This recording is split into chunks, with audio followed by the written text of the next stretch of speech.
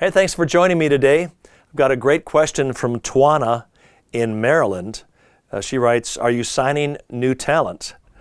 I'm an indie artist and would like to get ideas on how to launch into full-time ministry. And then she sent me a link to her new song. And by the way, Twana, I did listen to your song. Thanks for sending it in.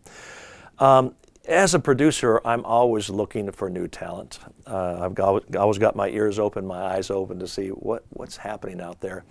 The challenge today as a new artist, as an indie artist, is distribution. You might be able to create a great project, but the question is, how are you going to get it out to the people? 20, 30 years ago, the industry had a formula. You get signed to a label. The label has a distribution system, and they're also the bank, which is nice too. They paid for your record, they get it out, they distribute it, and that drives the momentum.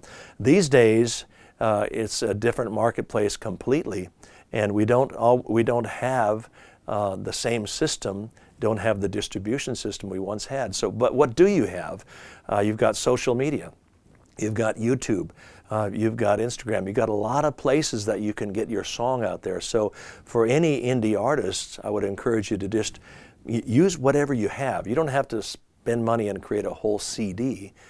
Do one song, sing a song, record one song and get it out there and see what happens. So in one sense, it's a wonderful opportunity for an indie artist. The other thing I would say to you is just be faithful in the small things, the small beginnings. Be faithful to walk through the doors that God is opening for you today.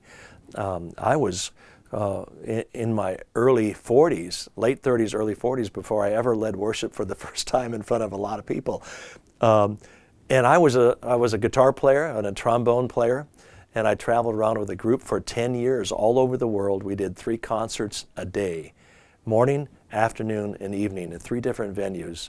And we'd move all of our gear, tear all of our gear down. We'd counsel with people. I stayed in people's homes.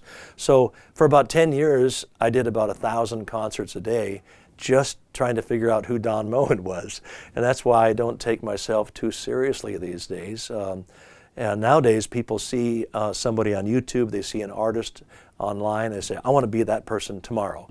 It's a process, and the process is walk through the doors the Holy Spirit opens for you today. And it might be singing in front of 20 people in your church. It might be leading worship on a Sunday morning. It might be rolling up the chords and serving your worship team. But be faithful in the little things, and you'll be amazed at what the Holy Spirit will do. And how He will lead you. But you got to start somewhere, start there, and God is always faithful. Thanks so much for sending in your question. If you've got a question for me, you can go to DonMoen.com/Ask Don, and I'll do my best to answer it. God bless. Make it a great day. What has been your secret to pursuing the Lord all these years, even though you've had setbacks that you may have encountered along the way? What keeps you hanging on?